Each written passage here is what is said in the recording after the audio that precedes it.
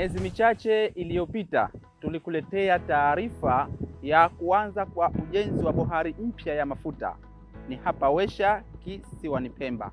Ilianzia misingi foundation, hadi sasa matangi matatu makubwa yamesimama, likiwa limesalia moja kati ya matangi manne yaliyotarajiwa kujengwa katika bohari hii. Leo ikiwa katika ziara ya Waziri wa Maji, Nishati na Madini, tunakuletea hatua zilizofikia katika mradi huu wa mafuta, mradi unaolenga kukifungua na kuimarisha uchumi wa Pemba. Huu ni mradi ambao kwamba tunatarajia utakuwa ni sehemu mojawapo ya ukombozi wa Pemba, ambapo nako tutakuwa na hifadhi ya mafuta isiyopungua miezi mitatu once mradi huu utakapokamilika. Lakini kwanza kwa maelezo zaidi, naomba ni mwachie mkandarasi wa eneo hili hapa ili aweze kutoa maelezo kuhusiana na mradi huu. Mradi huu ukikamilika kwa makadirio yaliyofanyika kwa mujibu wa ZURA, mradi huu unaweza kusupply mafuta kwa kipindi cha miezi mitatu bila kukosekana kwa mafuta, kulinganisha na hali ya sasa kwamba kuna wakandarasi wengi wanaendelea na miradi mikubwa ambayo serikali imeamua kuwekeza kwenye kisiwa cha Pemba.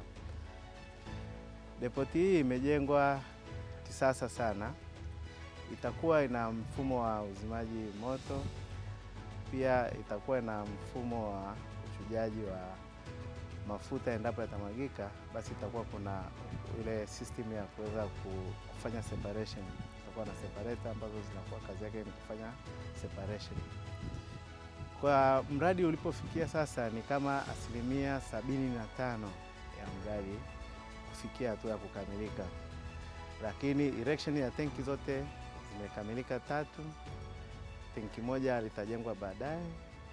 Kwa sisi upande wa mwekezaji, tunatoa shukrani za dhati kwa ZURA kwa ushirikiano wao wanaotuonyesha kwa kila siku. Kadri ya changamoto zinavyojitokeza, wanakuwa watu wa kwanza kutusaidia kwa lolote linalowezekana. Kweli kwenye hatua tuliofikia kwa sasa, kwa kweli nyinyi ni serious investor, kwa sababu hamna maneno matupu, mnatuonyesha kazi kwa vitendo. Na bahati nzuri GBP tunamfahamu, ni mwekezaji mkubwa Dar es Salaam, Tanga na maeneo mengineo, na tunamshukuru sana kwa kutuletea Pemba reserve hii kubwa ambayo itaweza kutuhudumia kwa miezi mitatu bila kupata shortage ya mafuta.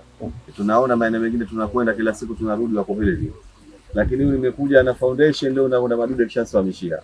Na nikija tena naamini rangi mshapa utakuta na rangi tayari. Sasa mimi kwa upande wangu nimeridhishwa sana. Kwa hakika kila hatua inayokamilika ndani ya mradi huu ni ishara ya maendeleo ndani ya kisiwa chetu cha Pemba, Zanzibar na Tanzania kiujumla.